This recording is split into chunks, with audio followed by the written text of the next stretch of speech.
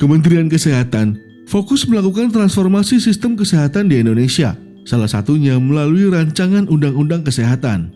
Menteri Kesehatan Budi Gunadi Sadikin berupaya mengubah citra pelayanan kesehatan Indonesia agar bisa sesuai dengan kebutuhan masyarakat. Salah satu poin penting dalam RUU Kesehatan adalah meningkatkan jumlah fasilitas pelayanan kesehatan masyarakat, peningkatan kompetensi tenaga medis, hingga mengubah kebiasaan menyembuhkan menjadi menjaga kesehatan agar jauh dari penyakit. Lalu, bagaimana perjalanan perumusan RUU Kesehatan? Berikut wawancara bisnis dengan Menteri Kesehatan Budi Gunadi Sadikin.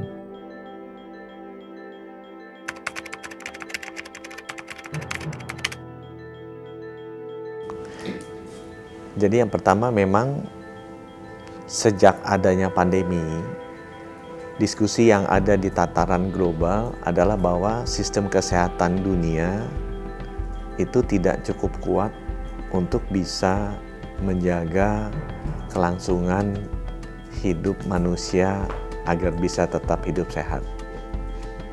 Dan itu disadari oleh seluruh negara di dunia. Sehingga di tataran global, diskusi itu menjadi semakin tinggi intensitasnya.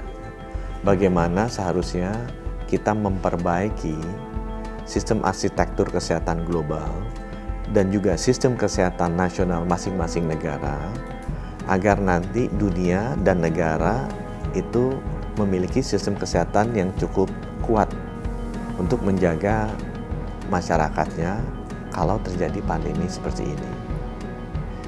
Nah, mulai dari sana, kemudian masing-masing negara mulai dengan inisiatifnya masing-masing. Karena mereka menyadari, apa yang kita pikir sudah bagus selama ini ternyata belum bagus. Apa yang kita pikir sudah kuat selama ini ternyata belum kuat.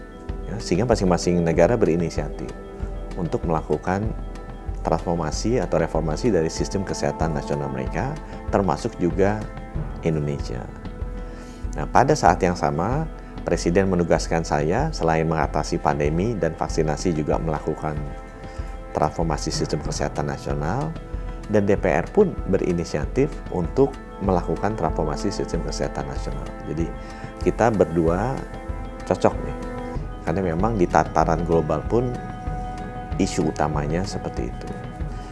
Nah, DPR memberikan inisiatifnya ke pemerintah dan kita berdiskusi di awalnya.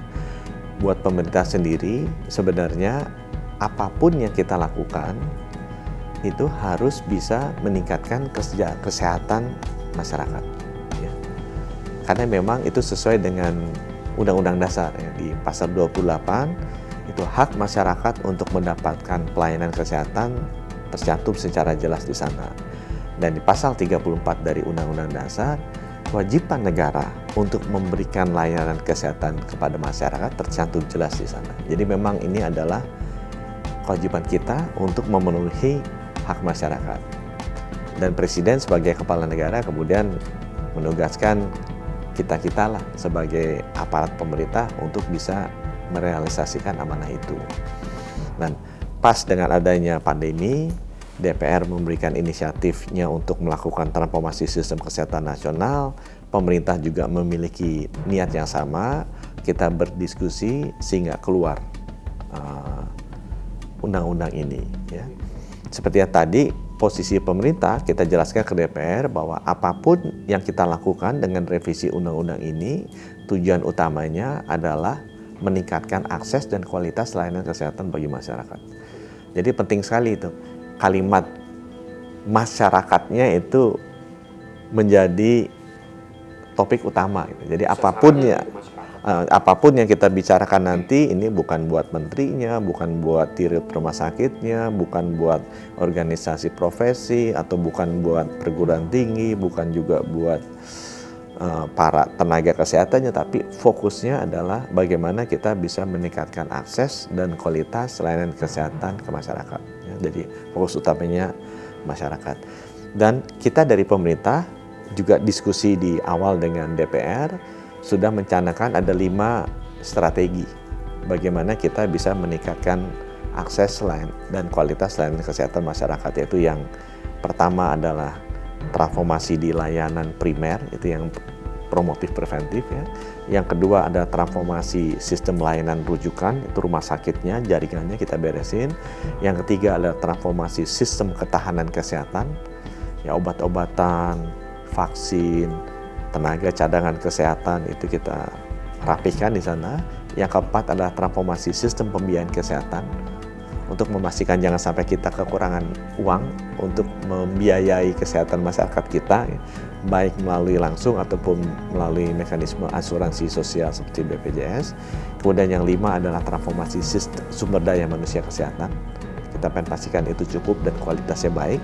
Dan yang keenam adalah transformasi sistem teknologi dan bioteknologi kesehatan.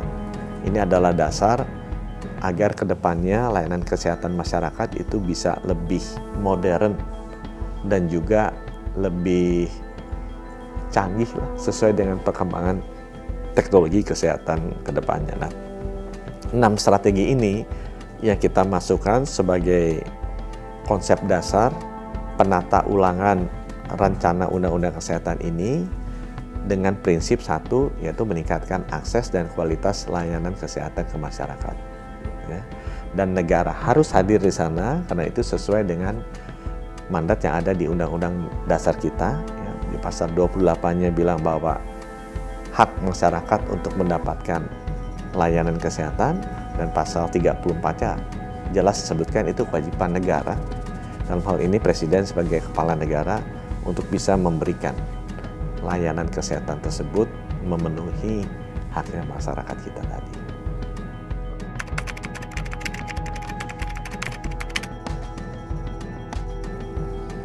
Banyak sebenarnya. Jadi kalau kita bagi lagi konteksnya supaya struktur diskusinya rapi dari 6 pilar transformasi tadi. Di layanan primer dulu penekanannya tuh lebih ke rumah sakit, menyembuhkan orang sakit. Waktu saya masuk sebagai menteri, ya lebih dari 80% waktu saya, 80% anggaran Kementerian Kesehatan itu untuk program-program menyembuhkan orang sakit. Menyembuhkan orang sakit misalnya apa?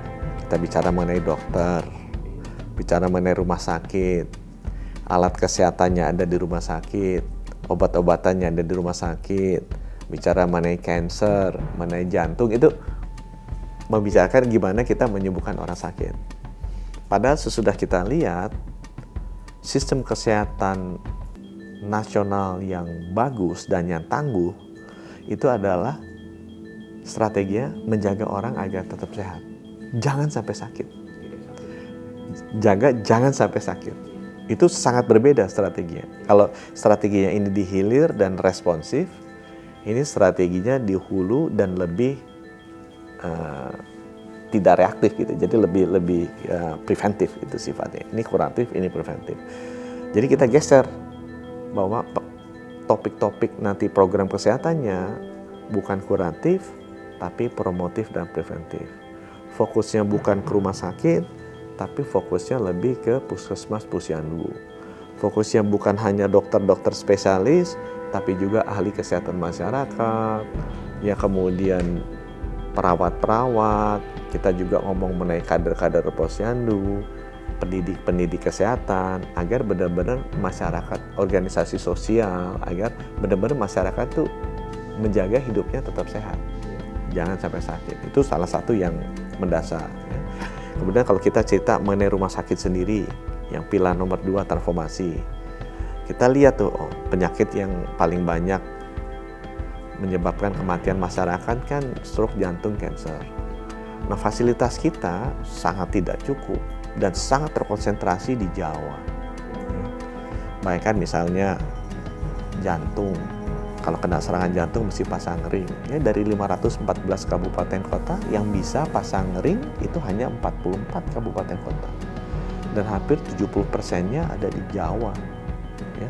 Akibatnya orang yang kena serangan jantung di luar Jawa, chance-nya untuk hidup itu lebih kecil.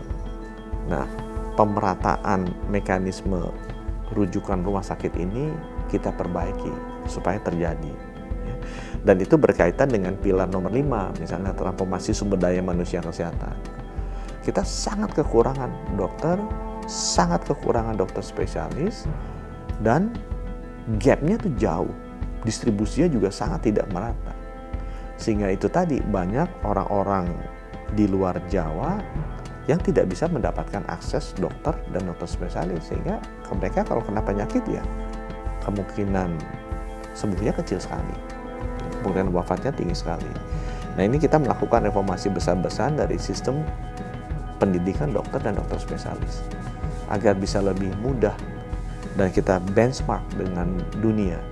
Jangan kita berbeda sendiri ya. Sekarang kita agak unik sendiri gitu, kayak dokter spesialis yang satu-satunya yang mesti bayar uang kuliah jadi kita. Kalau di luar negeri nggak ada, di negara manapun yang pendidikan dokter spesialis harus bayar uang kuliah, itu nggak ada. Itu akibatnya jadi pendidikan dokter spesialis menjadi mahal dan susah masuknya ya.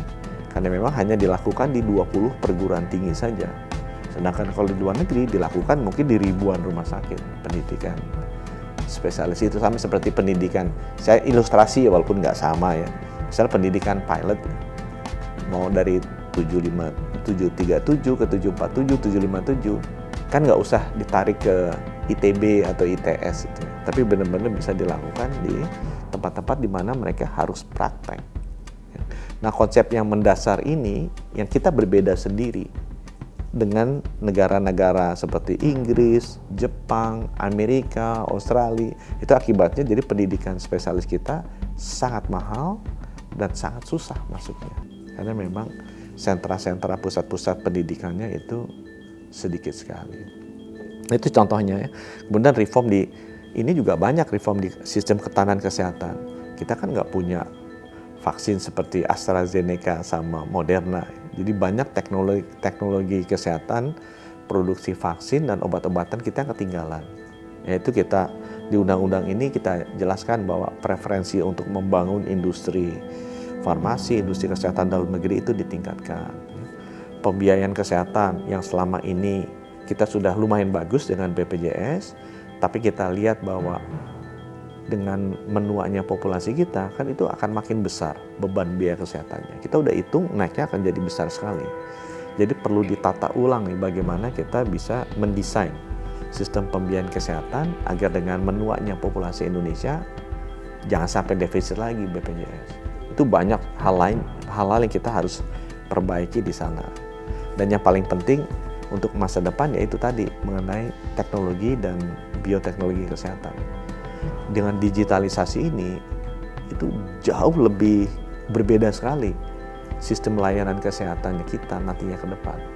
Nah, kita masih mempersiapkan itu dasar undang-undang agar nggak kaget-kaget. Misalnya kayak telemedicine, dulu kan dokter misalnya prakteknya hanya satu kota. Sekarang dengan kemarin COVID kan dokter takut ketemu pasiennya kan, gimana pasien tidak terlayani. Nah, itu di konsep telemedicine kan kemarin jadi naik ya. Nah, konsep telemedicine di mana dengan teknologi orang bisa berkonsultasi dengan dokter itu melalui handphone, tidak ada batasan geografis. Itu gimana regulasinya? Karena itu kan benar-benar sesuatu hal yang sangat baru, tapi dengan teknologi bisa. Misalnya dulu teknologi ronsen atau CT scan atau USG itu kan sangat manual kan. Orang mesti lihat dulu ronsen tuh.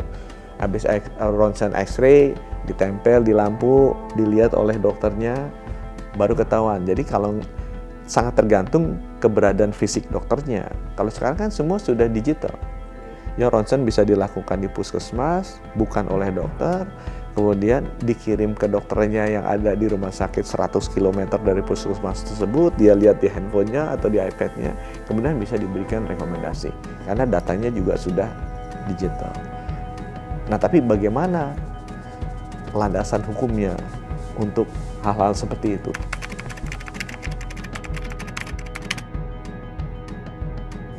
Memang sempat terjadi itu secara masif kompetensi itu ditarik ke atas.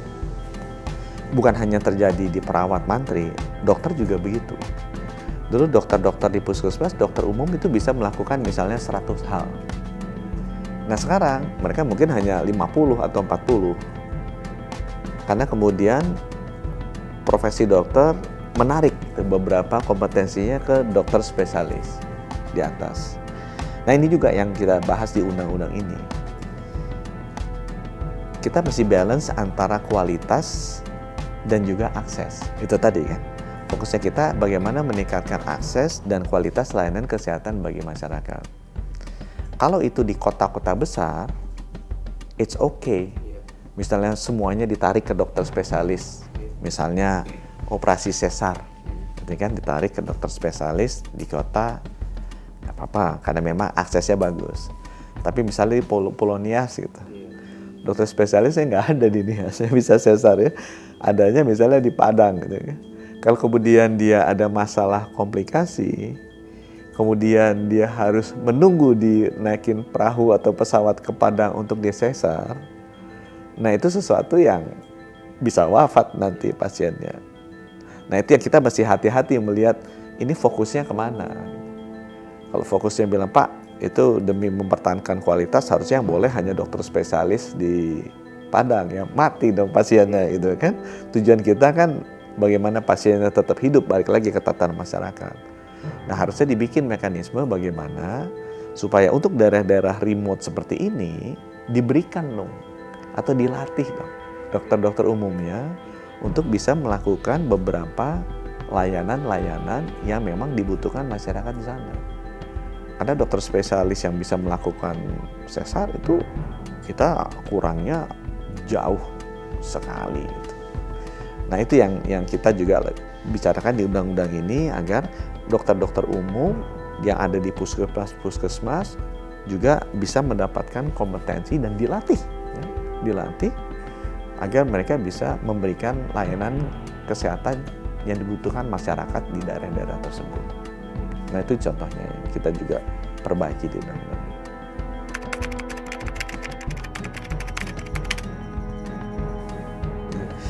Saya sih berharap kalau ini bisa selesai, ya tahun ini juga bisa mulai implementasi.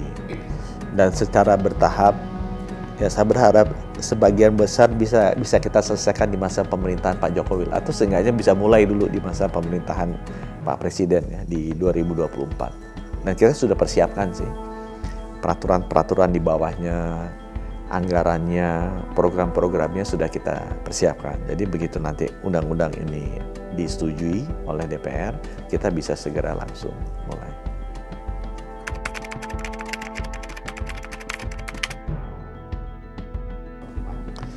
Memang yang secara substansi penting dan yang secara publikasi ramai atau penting belum tentu semuanya sama gitu ya, belum tentu semuanya sama ya. Jadi kalau kita melihatnya sebagai pemerintah, bagaimana itu tadi meningkatkan akses dan kualitas layanan kesehatan bagi masyarakat, itu ada 6 pilar gitu ya. Masing-masing pilar itu mungkin ada 10 program itu mungkin ada 20 sampai 50 substansi yang ada di undang-undang. Jadi ada mungkin ratusan substansi yang ada di undang-undang ini ya. Kalau saya ditanya mana yang paling penting bagi pemerintah dan DPR juga setuju, sebenarnya layanan primer. Karena itu tadi, kalau kita bisa menjaga rakyat kita tetap hidup sehat, itu jauh lebih murah dan kualitas hidup lebih baik.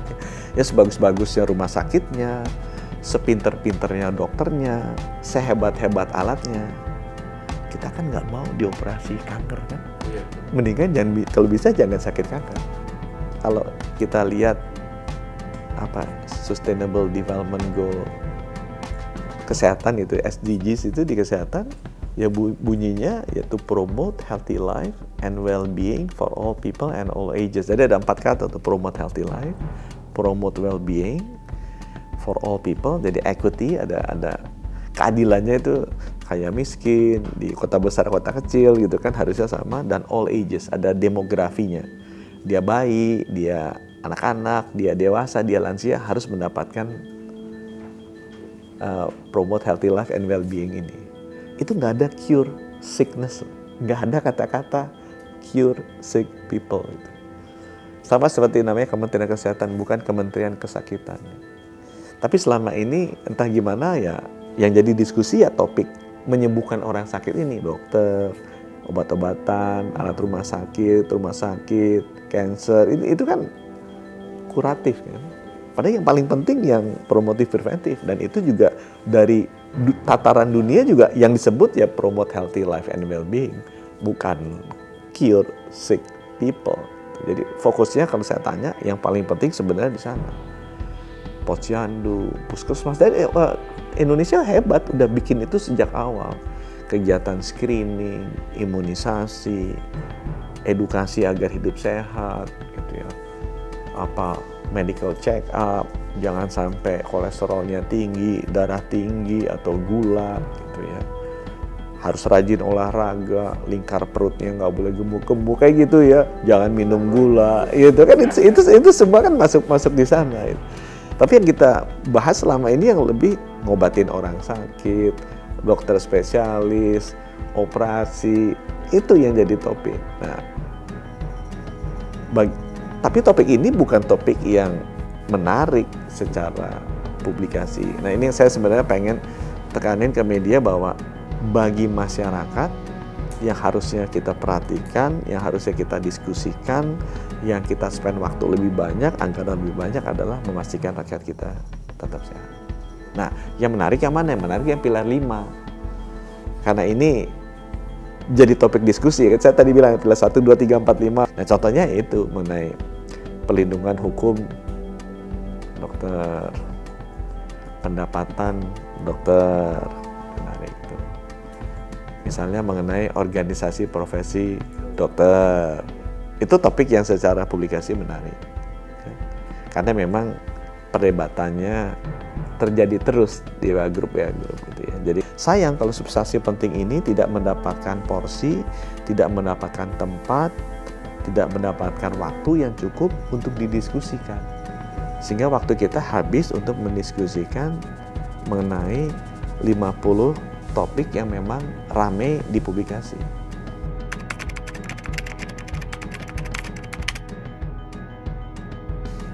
Jadi Puskesmas dan Posyandu adalah inovasi Indonesia yang luar biasa dan diakui dunia. Even sebelum Alma Ata itu ada tuh konvensi dunia mengenai layanan primer, mengenai konsep menjaga orang tetap sehat, bukan mengobati orang sakit. Itu Posyandu udah sebelumnya. Nah, perubahan yang signifikan terjadi justru sesudah reformasi dan diperkuat dengan adanya Undang-Undang Otonomi Daerah. Sehingga terjadi ini perubahan yang signifikan di konsep layanan primer ini. Nah, itu yang kita mau kembalikan. Karena untuk bisa memberikan layanan kesehatan yang menjangkau seluruh masyarakat Indonesia 270 juta, itu rumah sakit yang 3.000 nggak cukup. Saya pernah jadi bankir, jadi saya berhubungan tuh perusahaan-perusahaan yang jual Indomie, yang jual saset kopi, mohon maaf, yang jual rokok. Itu rata-rata mereka punya 300.000 outlet minimal lah. Biasanya dalam bentuk warung gitu ya. Bisa beli beras di warung, bisa beli Indomie di warung, saset kopi, Sunsilk kadang-kadang ada gitu ya kan. Ada beberapa punya 500.000, 600.000. Jadi kalau kita pengen melayani 270 juta rakyat Indonesia, apapun produknya atau jasanya, minimal 300.000 titik. Nah, saya waktu itu bilang, nggak bakal cukup, pintu rumah sakit 3.000, puskesmas 10.000. Nah, ternyata ada posyandu 300.000. Jadi pasti pemimpin-pemimpin kita dulu udah tahu tuh minimal kita punya 300.000 posyandu, dan itu kan ada di level dusun. Kita kan puskesmas di level kecamatan dan kelurahan 8.500 sama 1.500 itu di sekitar situ. Nah, itu yang sebenarnya harus ditata kembali. Sekarang kita revitalisasi itu. Puskesmas di level kecamatan kelurahan 10.000. Kita sekarang lagi meredefinisi puskesmas pembantu di level desa 85.000, dan kita juga merevitalisasi posyandu di level dusun yang 300.000. Kita standarisasi layanan kesehatannya apa yang sifatnya lebih promotif, preventif. Dulu posyandu karena memang dibangun pada saat Indonesia populasinya masih muda, itu hanya fokusnya ke ibu hamil dan balita. Sekarang kan populasi kita menua, jadi selain ibu hamil dan balita, Posyandu kita tingkatkan juga ngurusin anak-anak non-balita. Kita tingkatin ngurusin remaja. Kita tingkatin ngurusin dewasa. Kita tingkatin ngurusin lansia. Kenapa? Karena populasi kita menua. Dan di SDG 3 itu ada tuh, all ages. Ada demographical equity. Selain geographical equity kan for all people, ya, promote healthy life and well-being for all people, itu kan geographical equity. Harus ada keadilan secara geografis. Tapi ada juga all ages, keadilan secara demografis. Jadi jangan kasih layanan posyandu hanya ibu sama balita loh, orang tua masa nggak dapat layanan. Itu nanti kita prevent.